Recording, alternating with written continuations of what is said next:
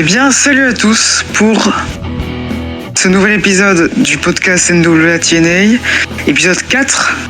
Épisode 4 déjà, épisode 4. On fait un bref rappel. Premier épisode assez sympa pour lancer les choses. Deuxième et troisième épisode très ennuyant, très chiant. Et c'est à ce moment-là que je me rends compte que je n'ai introduit absolument pas mon partenaire pour chaque podcast.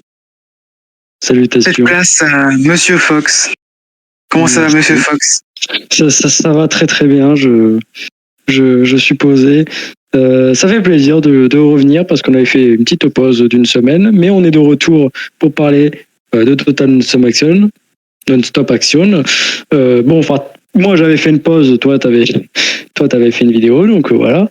J'espère que elle vous avait plu. Maintenant, on va peut-être commencer à parler de ce nouvel épisode. Déjà, nous sommes à Nashville, au Tennessee, aux États-Unis, dans l'arène du Nashville Auditorium. Donc, du coup, comme d'habitude, les commentateurs sont Mike Tenay, Don West et Ed Ferrara. Est-ce que tu as quelque chose à rajouter? Absolument pas, je pense qu'on peut y aller. Donc, allons-y. Alors, James Mitchell fait son entrée avec les Disciples of the New Church, à savoir Slash et un petit nouveau, à savoir Tempest, qui est en fait l'ancien Crowbar de la WCW. Et ils sont directement propulsés dans un match face aux champions par équipe, Jerry Lynn et AJ Styles, pour les titres. Donc je pense que je peux te laisser en parler. Et oui, donc du coup, un match qui va durer environ 10 minutes, peut-être un peu moins, peut-être 9 minutes, mais c'était un match que j'ai trouvé très cool. Cependant, le seul truc, il y aura un petit bémol, ce sera vers la fin, j'ai pas trop. La fin était chelou. Donc du coup, Styles globalement sera l'homme légal pendant longtemps, mais il va pas forcément se faire autant dominer que ça. Genre ça va aller. Il va pas non plus se faire éclater tout le match. Il y aura pas de hit réel, même si par moment il se fait un peu plus dominer. Jerry Lynn, il fera 2-3 quand même. 2-3 tags quand même pour être là. Ce que j'ai noté, c'est qu'à un moment donné, t'as AJ Styles qui tente un suicide dive, sauf qu'il est pris par Slash et Tempest. Du coup, t'as Jerry Lynn qui tape un petit top Conilo. Puis, j'ai noté qu'à un moment, t'as Jerry Lynn qui prend Slash en appui sur les cordes. En fait, il le tire par la tête et il le tient en appui sur les cordes. Et t'as un moonsault de AJ Styles qui est très beau. Donc ça, c'est de l'innovation. Pour le coup, l'équipe AJ Styles et Jerry Lynn, ça combine plutôt bien pour l'instant. Et pour l'instant, ce que je peux noter, c'est aussi que Tempest m'a plutôt surpris dans ce match. C'est-à-dire, il était pas du tout mauvais. Il a fait un slingshot splash, j'ai noté, un middle rope head scissors alors que ça, ils étaient de dos. Alors ça, c'était plutôt beau, par exemple. Alors la fin, du coup, c'est là où je voulais en venir. La fin était très laborieuse. Je sais pas pourquoi, mais j'ai trouvé les séquences alors très peu rythmées. Genre, je sais pas, c'était bizarre. Il y a eu un low blow parce que l'arbitre était distrait. C'était sur Jerry Lynn, je crois. Aucun impact. Vraiment, le low blow, il ne servait à rien. Il était là, mais genre Jerry Lynn n'a pas du tout vendu le low blow pour le coup. Un truc qui m'a encore plus scotché, c'est le spinal tap. Il est passé totalement à côté, donc c'est ce qui a permis à G16 de gagner, et de faire conserver son équipe. Mais il est passé totalement à côté pour le coup. Après, ça restait cool, hein, voilà, le match restait cool, mais la fin m'a un peu refroidi. C'était pas terrible comme fin. À la fin, après le match, nous pouvons remarquer que Jerry Lynn part du ring et il semble un peu, il s'est mitigé envers AJ Styles étrangement. Nous verrons par la suite. J'ai noté que c'était un très bon opener, franchement très bon match. J'étais assez content de voir un bon match comme ça pour lancer le show. Et effectivement, dans l'after-match, en fait, on remarque qu'AJ Styles prend tout le spotlight, en fait. C'est vraiment lui, c'est la grosse célébration, c'est la Coupe du Monde, quoi. Il avait déjà fait la même chose la semaine dernière, et on voit que ça déplaît beaucoup à Jerry Lynn. Après, oui, pour AJ Styles a 2 titres. Il a le titre par équipe et le titre X Division. Donc c'est vrai que pour le coup, lui, s'en sort bien. À voir la suite. Et oui. Parlons de la suite. Les huées dans l'arène se font fortement entendre quand Brian Christophers fait son entrée. Et il ne danse pas, il s'empêche de danser. Et ensuite, il nous délivre une promo. Ou attention, ça va durer très longtemps, il va nous dire qu'il y a un moment dans la vie où on passe d'un enfant à un adulte. Et c'est ce qu'on lui a dit toute sa vie. Il est un enfant. Il est le fils de Jerry Lawler. Toute sa vie, il a été dans l'ombre de son père. L'unique raison, selon certaines personnes, qu'il soit dans le catch, c'est grâce à Jerry. Mais les gens disent que c'est des bullshit. Après 14 ans dans le catch, il peut enfin le dire. Il emmerde Jerry Lawler. Personne ne sait quel père il est. Il n'a jamais été un père car il n'a jamais été là quand il le devait. Maintenant tout va changer. Depuis la semaine dernière, aux dépens de Scott Hall. La semaine dernière, Brian Christophers a botté des culs et peut maintenant dire à Jerry Lawler d'aller en enfer. Les choses changeront ici. Ça a toujours été pour le roi. Il n'était jamais là quand il le devait. Il donnait du temps au catch tout le temps, mais jamais pour lui. Et là, il y a des huées de fous du public. Donc maintenant, c'est juste pour lui. Il est plus le fils de Jerry. Il est juste Brian Lawler. Voilà. En soi, bonne promo. Enfin, un peu bizarre, mais bonne promo. C'est de Brian Lawler, désormais. Pour vous rappeler, voilà, le heel turn de Brian Christopher, donc du coup maintenant de Brian Lawler, c'est le heel turn retournement de situation qui ne sert à rien. Hein. C'est terrible, malheureusement. Genre, c'est vraiment juste parce qu'il fallait protéger le face, Scott Hall. Donc, du coup, on a fait une fin bizarre. Voilà. D'emblée, on a Norman Smiley qui fait son entrée pour l'affronter. Oui. Je sais pas si t'as grand chose à en dire. Du coup, on va vite fait parler du match. Hein. Je vais quand même le parler parce que j'ai juste noté 2-3 trucs. J'ai vraiment pas noté grand chose, mais vas-y, on va quand même en parler. On dit du coup, Brian Lawler, il va directement attaquer Norman Smiley. Pendant le match, Norman Smiley il va juste tenter de caresser Brian Lawler. Il serait bien ami avec un certain youtubeur, du coup. Il lui met des fessées, il tente de lui briser les couilles avec un atomic drop et le cul avec un atomic drop renversé. Il met des coups dans le coin avec l'intensité d'un enfant de 5 ans, c'est terrible. Brian, il lui broie les testicules une énième fois, enfin cette fois-ci lui-même pour se venger. Il enchaîne avec sa diving leg drop, 1, 2, 3, victoire, on n'en parle plus. C'était là, et après Brian il continue encore une promo, donc si t'as quelque chose à dire. Voilà, c'est un squash, quoi, c'est rien à en dire. Ouais. Pendant le match, on nous a annoncé que Lawler affronte Scott Hall la semaine prochaine.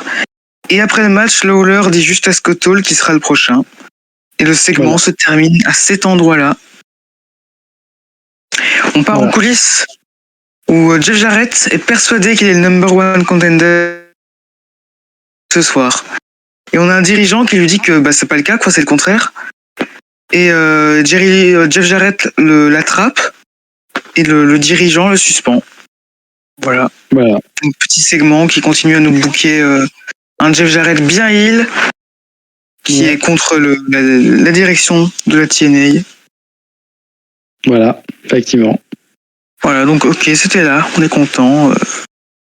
À la suite, on a l'entrée de K-Crush qui dit au public qu'il renomme Trashville, qui n'a aucun respect et qu'il ne veut plus jamais revenir dans cette ville. Il va botter le cul de tout le monde dans le public. Et il va dire à un gars, d'ailleurs, ce mec, il devrait poser cette pancarte avant qu'il lui mette dans le cul. Très radical. Hein. Jeremy Sadler et son crew débarquent et le match démarre. Bon, Du coup, bon, j'ai encore noté des tentatives de brisage de couilles, décidément, entre le Low Opener, Norman Smiley et Kay Crush qui se prend encore les cordes. Voilà, c'est pas facile la vie de tous les jours. Putain, la façon du coup de Hermes Ladder de courir dans les cordes. Bon, on connaît quelqu'un qui n'est pas catcheur. Le seul truc que j'ai retenu du coup du gars, du coup, c'est une sit-out powerbomb. Voilà. Pour que K-Crush gagne, du coup, il a eu besoin des cordes. Mais, du coup, K-Crush, après, il attaque Hermie. Du coup, alors, t'as toute une équipe en dehors du ring, mais personne vient aider Hermes Ladder, bon, à part l'arbitre, du coup. Parlons du finish, vraiment. Le finish, quoi. Donc, K-Crush, il gagne le match. Mais il attaque Sadler après le match. Et donc, l'arbitre lui dit Ok, tu l'as attaqué Eh ben, t'as perdu. Et il retourne la décision. Voilà. Je veux pas gueuler au bullshit, mais plus au racisme. J'avoue. Non, j'avoue, j'ai pas compris sur le coup. Il a juste attaqué 2 secondes comme tout le monde le fait pratiquement. Mais non, lui, c'est disqualification, enfin, il perd le match. Voilà. C'est gratuit. Non, mais tout le monde le fait, hein. Genre, je crois même la semaine, il y a 2 semaines, on l'avait vu, voilà, quelqu'un l'avait attaqué après le match. Mais non, rien. Mais par contre, K-Crush, il fallait se faire enculer. T'as pas le droit de faire ça, toi. Je te laisse continuer parce que, honnêtement, le match, bon, c'est compliqué, quoi. Hein. C'est un match de rien, quoi. Il y a rien à en dire. Ouais. C'est pas le pire match, mais on s'en bat les couilles, quoi. Ouais, je vais être radical encore, mais voilà. Ça a tenté quelque chose, le pire, mais non, on s'en fout, quoi. Déjà, pourquoi tenter une construction autour de ça? On s'en bat les couilles. Genre vraiment, c'est même pas divertissant, en fait. C'est un problème. Parlant de on s'en bat les couilles, on part en coulisses. Il y a Omori s'entraîne. Il y a Alicia qui vient se faire payer. Voilà, comme d'habitude. Repassons à l'arène, où les Hot Shots font leur entrée. Donc les Hot Shots, c'est Cassidy O'Reilly et Chase Stevens pour affronter des jeunes Briscoes, des jeunes Briscoe Brothers, donc Mark et Jay. Et donc je vais te laisser parler du match une nouvelle fois. Alors je vais être cash. J'ai juste noté un springboard dropkick qui est passé totalement à côté et qui était très laborieux pour le coup. Et un hip toss des hot shots qui mène à un top conilo de Jay sur Mark. Voilà, donc un petit contre son camp. Et du coup, en plein milieu de match, t'as Malice qui intervient accompagné de James Mitchell et de Herman et Slash. Il met des choses slam parce qu'il sait faire que ça de toute manière. J'ai envie de dire, qu'est-ce qu'il sait faire de plus que des chocs slam? Malice. Ah, il a tenté un big boot à un moment donné. C'est pas mal. Pas mal. Du coup, après, il te balance Chase à l'extérieur. Il a failli le buter. Voilà. Genre vraiment, c'était très violent pour le coup. Et je te laisse du coup parler de James Mitchell encore. C'est ça, après le match, pour en parler vite fait, c'était nul. Ça établit personne, voilà. Ouais. Les Hot Shots, ils gagnent, mais c'est pas vraiment s'ils méritent la victoire. Ouais. Et ensuite, on a James Mitchell qui dit en gros qu'il a pas fini avec Ken Shamrock et que tant que le sang ne coule pas, ses disciples ne seront pas contents. Et ensuite, ils veulent powerbomber un mec de la régie, mais Ken Shamrock et Omori font le save et ils sortent les disciples. Ouais. Okay. Ça m'a fumé de rire. J'avoue, sur le coup, ça m'a un peu fumé de rire, le mec de la régie. Ça m'a un peu, voilà. Sur le coup, ça m'a eu, mais bon. Mais vraiment, ça a servi à rien, à part vite fait établir l'alliance, mais bon. C'est pas et là, on est plus intéressé par ce qui va se passer. On a Goldilocks parle aux Dubs qui vont affronter les Flying Elvises. Alors que t'as les deux qui s'occupent de Fluff Dubs très salement. Ah oui, bah oui. Ah oui. Ça fait Ils que roulent des un pelles. drôle qui lui donne des coups de rein. Je vais être honnête, ils sont là, tous les deux coups de rein. Hein, Et c'est terrible. t'as Bod-Up qui dit que son père, attention à la promo de fou, lui a dit que si on dirait de la merde, ça sent la merde, jouez avec, mais ne la mettez pas en bouche. Parce que c'est certainement de la merde. C'est vraiment le niveau zéro. Vraiment, le Voilà. segment, il est là. Cours de philo, si vous avez des cours de philo, notez cette phrase très précisément. C'est tout ce que j'ai à dire sur le segment. Voilà. Parce que le segment d'après est beaucoup plus important. Et là, j'ai beaucoup ri sur la finalité du segment suivant. On est dans l'arène où tu as Jasmine Sinclair, qui est, sans avoir été vérifiée, une actrice porno. Oui. Qui nous dit qu'elle regarde NWA TNA depuis 3 semaines et qu'elle veut voir du cul. Voilà. Voilà, concrètement. Elle demande aux gens s'ils veulent voir du vrai TNA et elle demande au public s'ils sont sûrs et ils vont être chanceux car elle a besoin d'une chaise pour ça. Donc on lui ramène une chaise et tout ça. Il y a un arbitre qui se dépêche de lui donner, mais vraiment, il se dépêche, limite, je savais même pas que c'est possible d'aller aussi vite de donner une chaise, quoi. Et puis il applaudit vraiment.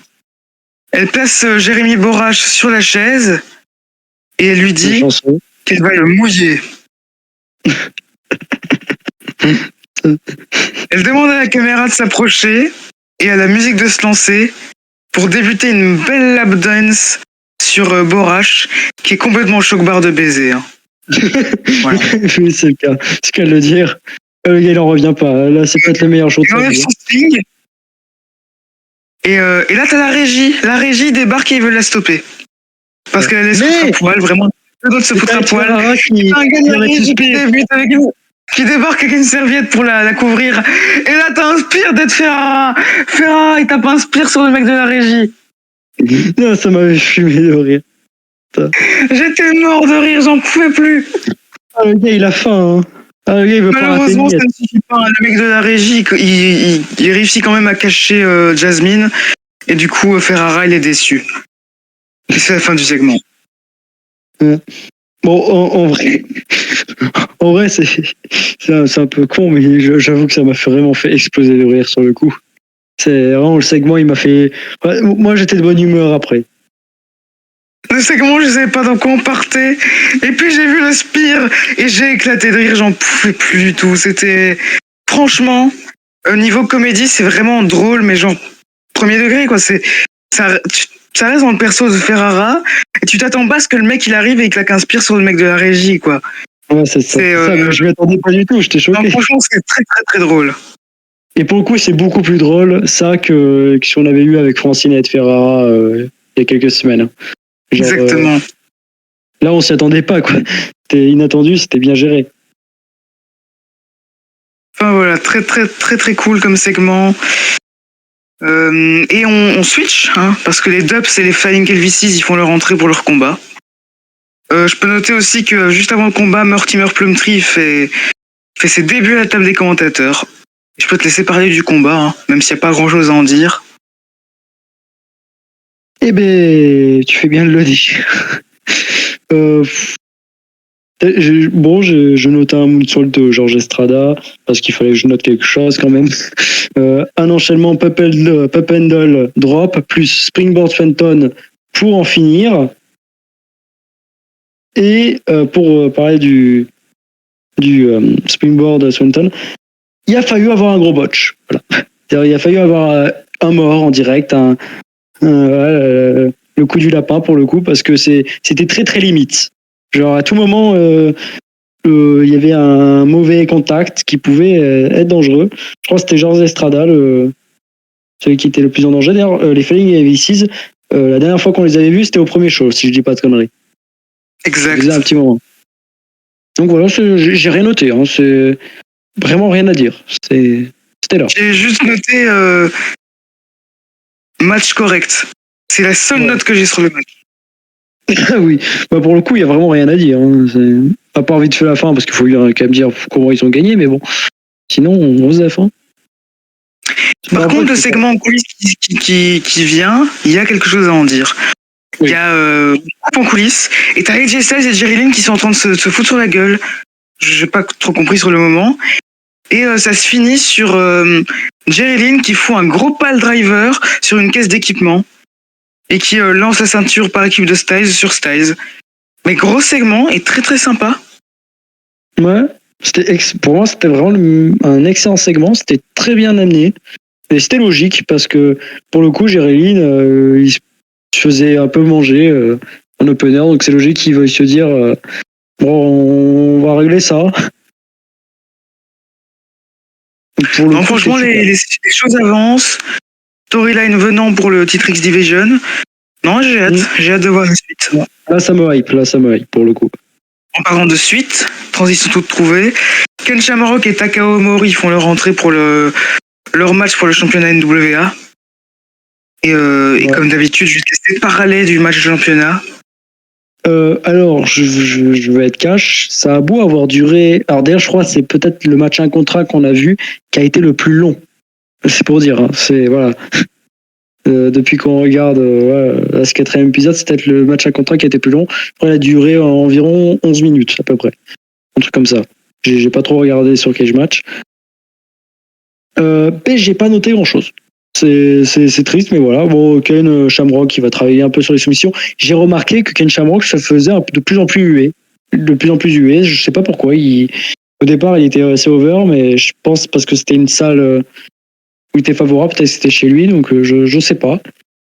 Omori, je n'ai pas noté grand-chose. Voilà. Il a l'air solide quand même. Enfin, je pense qu'il a l'air solide. Il est pas non plus... Voilà. Il envoie des bons parpaings. Du coup, Ken Shamrock qui va un peu travailler sur la jambe gauche de Omori parce que Omori va se louper sur un knee drop. Du coup, ça va permettre à Ken Shamrock de travailler un peu la jambe gauche. Mais voilà, Omori va rester très offensif. Il va pas non plus être totalement abasourdi par la situation. Du coup, voilà, pas plus à dire. C'était correct, sans plus. Un peu laborieux sur certaines séquences. Malheureusement, un peu, voilà, mais bon, il n'y avait pas trop de botch, hein. C'est juste que c'était un peu mou par moment. Mais les séquences soumission, généralement, avec Ken Shamrock, ça va, c'est très fluide parce que ça reste son milieu, ça se voit. Et alors, ça se termine. Alors, attends, mais j'allais y venir. Intervention, du coup, de Jeff Jarrett. Jeff Jarrett, pendant que Ken Shamrock faisait un Uncle Lock, du coup, sur la jambe gauche de Mori. Coup de chaise dans le dos de Ken Shamrock. Du coup, il frappe directement la jambe des deux hommes, voilà, un après l'autre. Il frappe Harley Race qui vient sur le ring dans la tête, l'enculé. Voilà. Après, il tente de tuer l'arbitre, mais l'arbitre, il a l'ultra instinct. Voilà, il court, il saute de partout et puis il fuit du ring. Et après, il tape dans la tête de Ken Shamrock qui s'était relevé. Puis, clairement, il lui lance un avertissement. Et moi, tout ce que j'ai noté dans la finalité, alors j'ai peut-être loupé 2-3 trucs parce que j'ai pas du tout noté le segment en vrai. Qu'en est-il de Monty Brown? Voilà. C'est vrai ça. Ah merde, même moi je l'avais oublié. Ouais. Ah mais comme quoi je suis un minimum parce que mais moi je me suis dit mais il est où Monty Brown en fait parce que du coup il y avait quand même un petit truc qui se passait il y a 2 semaines donc je suis très étonné. Rien par rapport à Monty Brown. Qu'est-ce que t'as à dire exactement pour donner ton avis? Le match me faisait un peu chier, mais il y avait des bons trucs, hein, il y avait des bons trucs dedans, mais je n'étais pas particulièrement intéressé. Jeff Jarrett qui continue de foutre la merde, c'est très cool, ça continue la storyline et franchement ça fonctionne. Enfin voilà, Jeff Jarrett qui frappe Harley Race, qui frappe un mec de la sécurité, Jeff Jarrett qui fout la merde quoi. Ouais, bah, clairement, actuellement Jeff Jarrett là il est lancé. Il va tout de moon, il est là. Donc on peut, j'imagine, passer à la suite. Exact, hein, pour la dernière fois de la soirée en coulisses, on part en coulisses avec Goldie Locke évidemment, qui parle à Jerry Lynn pour lui demander pourquoi. Et il lui répond d'ouvrir sa bouche et de dire « Ah ». Oh putain. Jerry Lynn en roue libre. Ce sera dans la miniature. Jerry Lynn en roue libre. Ouais. Incroyable. Ensuite, les disciples de la nouvelle église qui débarquent et qui disent à Goldilocks que si elle croise Jarrett, elle doit lui dire qu'ils veulent lui parler. Et en fait, pendant tout le segment, on entend un putain de mec qui gémit. Et ce n'est pas un gars qui se tape une branlette. C'est la figure de l'autorité du début qui est en calbar. Jusque-là, on aurait pu croire à ma théorie. Les mains liées et la bouche bâillonnée. Alors, soit c'est une partie de BDSM avec Jasmine qui a mal tourné, soit c'est autre chose, parce qu'il y a les lettres FU dans le dos, comme le président la semaine dernière. Voilà. Alors, je sais pas si c'est Shaniqua qui va débuter la TNA, mais en tout cas, ok. Ouais. On verra. Je sais pas quoi en penser. Mais pour moi, c'est positif. C'est positif s'il y a quelque chose derrière. On lance une intrigue. Voilà. Eh bien, ça y est, on y est déjà. Main event. Je vais citer les gens qui font leur entrée pour le main event, à savoir Loki, le fameux Loki, Alex Skipper, superstar de la WCW, Julio Dinero, je sais pas vraiment d'où il vient, je sais juste qu'il existe, c'est un minimum. Tony Mamaluke, qui était dans le FBI à la ECW et qui était aussi à la WCW avec Vito. Christopher Daniels, qui lui a fait WWF, WCW, ECW, mais qui n'a jamais vraiment eu quelque chose de sérieux là-bas. Et pour finir, Jerry Lynn, qui lui est une superstar de la CW, et là qui est en roue libre en ce moment dans sa rivalité avec AJ Styles. Et donc ils font leur entrée pour un match qui s'appelle le Ranking Six-Way Elimination Match, pour affronter AJ Styles et son titre X Division. Alors, de ce que j'ai compris des règles, c'est un 3 contre 3 à élimination. Et en fait, en fonction de l'ordre des éliminations, ça définit l'ordre des contendants au titre X Division. Donc en fait, le premier éliminé sera le 6e contendant au titre, le 5e éliminé, 5e contendant, et ainsi de suite, jusqu'à déclarer un premier contendant. Mais ce qui veut dire que si, par exemple, c'est Tony Mamaluke qui gagne, il affrontera AJ Styles la semaine prochaine. Et si dans la finale il avait éliminé Jerry Lynn, en fait c'est Jerry Lynn qui affronterait AJ Styles la semaine d'après ou le gagnant du titre. De ce que j'ai compris. Règle un peu bizarre. Hein, on voit que Vince Russo est dans les parages sans vouloir spoiler. Mais bon, voilà. Donc je vais te laisser parler J'étais du père, hein. Je ne comprenais pas vraiment, mais au moins c'est clair. Voilà, ça a été clair au bout d'un moment, mais bon. Par moment, c'est bien de faire dans la simplicité, quoi. À un moment, il ne faut pas se casser le cul non plus, quoi. Christopher Daniels et Kid Romeo commencent le match. Christopher Daniels, pour ceux qui connaissent vite fait TNA à l'époque, je pense que vous le connaissez quand même. Sûrement pour un certain match triple threat, triple menace. Voilà. Donc du coup j'ai noté après les skippers. Donc du coup les skippers qui va pas non plus être totalement absent du match. Voilà, il va déjà d'abord te mettre un spinning heel kick dans la gueule de Daniels. Taloki qui quand il va rentrer il va assassiner Tony Mamaluke. Voilà. Alors bon, j'avoue mes notes sont un peu plus ternes pour ce match. Hein. Parce qu'il y avait beaucoup plus d'action avec les autres, malgré que ce soit un contrat infini. Emelrad Flosion de Christopher Soloki. Voilà, c'est un noté, Emelrad Flosion. Du coup, à un moment, entre Jerry Lynn et Kid Romeo, j'ai noté que ça s'enchaînait des variantes de Gory Special. Voilà. Et bon, on s'amuse comme on peut, disons. Du coup, Jerry Lynn contre Christopher à un moment donné. Alors, sur le coup, j'avoue que c'était l'affiche qui m'a hypé le plus dans le match. Voilà, je sais pas toi, mais pour le coup... Oui, c'est vrai. C'est complètement vrai. Alors, Springboard Moonsault de Christopher vers l'extérieur, Crossbody de Kid vers l'extérieur, Swat and Bomb de Tony vers l'extérieur, Slingshot Swanton de Loki vers l'extérieur, en même temps que Helix qui va faire un Slingshot Twisting Dive en même temps. Donc du coup, gros enchaînement de dive, on n'en peut plus. Et Jerry, du coup, j'imagine, va être éliminé par des comptes à l'extérieur, si je dis pas de conneries. Un truc comme ça. Assez bizarre. C'est en premier, du coup. Étonnant. Vu le scénario, très étonnant. Vraiment. Alors moi, j'ai une théorie. C'est que comme Jerry Lynn, ce sera le dernier contendant au titre X Division, il va être bien frustré pendant les 6 prochaines semaines. Après, oui. Alors, s'ils font ça, un truc comme ça, oui, c'est très bien écrit, alors. Mais, sur le coup, ça m'a étonné, mais on verra bien, ce que l'avenir nous réservera. Helix, il va éliminer Tony avec un overdrive neckbreaker. 1, 2, 3, voilà, on n'en parle plus. Loki, il envoie Helix dans les cordes. À un moment donné, il va se péter la gueule. Voilà. Il va. Alors, je sais pas s'il est atterri volontairement, mais putain, il est bizarre.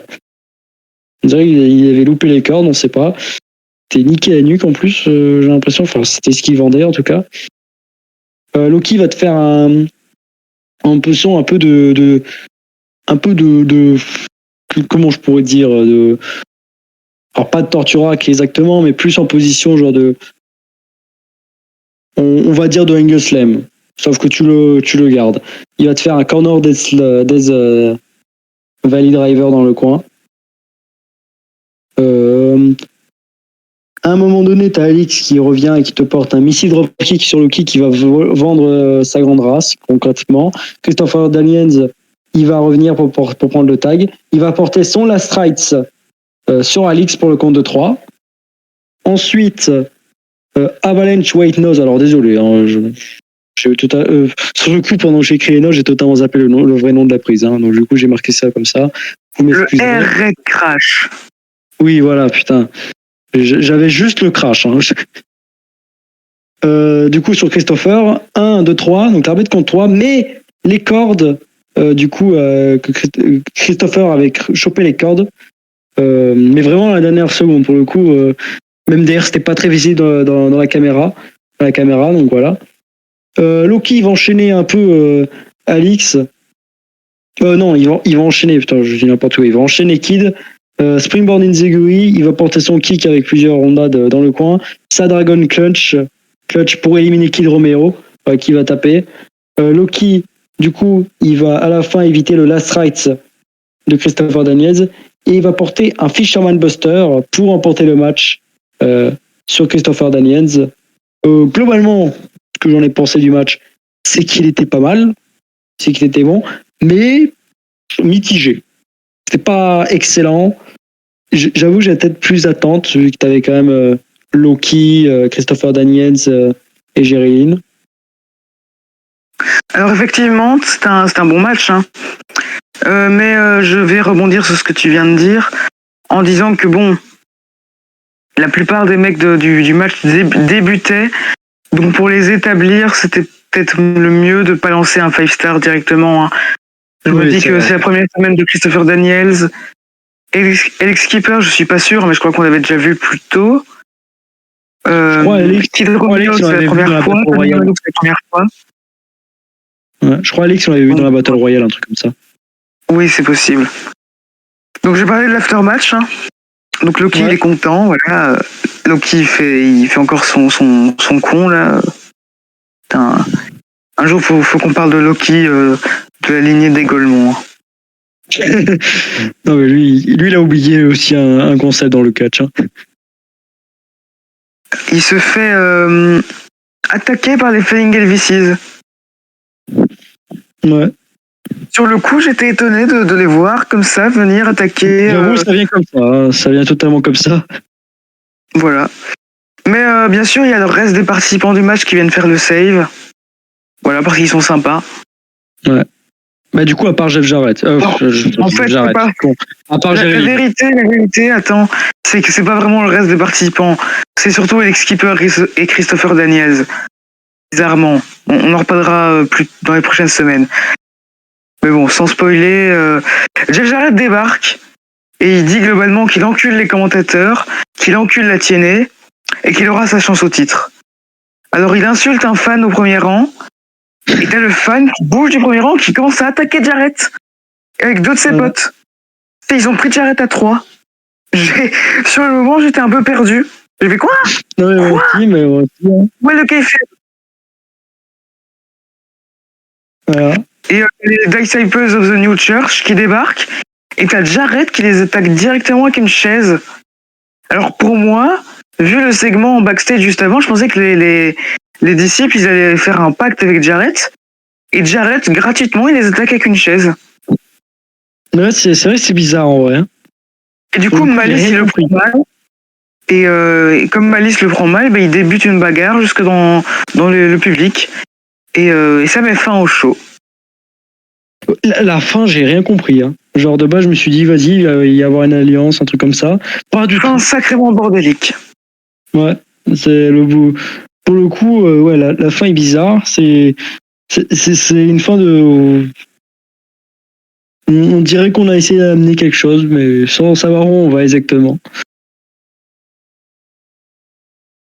Je vais parler vite fait de ce que j'ai pensé du show, du coup. Non, d'abord, j'annonce la semaine prochaine. Enfin, oui, la semaine prochaine, à ce moment-là. Scott Hall affronte Brian Lawler. AJ Styles défend son titre X-Division contre Low-Ki. Et pour finir, attention, le plus gros match annoncé pour la semaine d'après. Puppet va affronter Meatball, le plus gros des nains. Voilà, Meatball, il est annoncé comme ça. Putain. La présentation de. Et maintenant, je peux te laisser venir à la conclusion de ce 4e épisode. Voilà, ma conclusion. Globalement, alors par rapport au 2e et 3e épisode, il n'y a pas photo. Hein. Le show est largement meilleur que les 2 derniers épisodes. Il est correct. Voilà, il est correct parce qu'il y a quand même des points un peu bizarres. Mais il n'y a pas des trucs qui me font dire c'est quoi ça? Et j'ai beaucoup aimé la tentative de faire quelque chose, par exemple avec Jerilyn et AJ Styles, c'était pas mal. Il n'y avait pas des matchs qui étaient mauvais, catastrophiques. Il y avait des matchs il y avait aussi une bonne durée. Voilà, il n'y avait pas des matchs qui duraient trop longtemps par rapport à ce que c'était, mais il y avait des matchs aussi qui duraient un peu. Alors c'est un peu ce que je reprochais à des moments. Bon, il y a des matchs par exemple qui étaient très très courts par l'instant. Mais il y avait des bons matchs qui duraient. Genre il y avait pas, c'était pas un Norman Smiley, Brian Lawler qui durait 30 minutes quoi. Voilà, une certaine logique. Sinon globalement, on essaie d'amener des intrigues apparemment. Donc déjà on est quelque part, on n'est pas voilà. Le seul truc que je commence un peu à en avoir marre, c'est Alicia. Voilà, elle sert à rien. C'est vraiment un moment où il faut arrêter la blague. Je comprends pas où ça mène.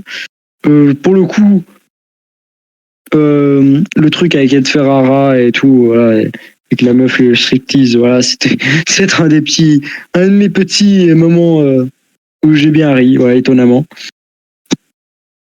Bon, oui, il y a des trucs très étonnants avec Jeff Jarrett et le bail avec James Mitchell, Malice, Slash, etc. Il y a des trucs par moment, on peut pas plus épiloguer. Globalement, voilà, c'est tout ce que j'ai à dire. Très hâte très hâte de voir le Low-Ki contre AJ Styles la semaine prochaine.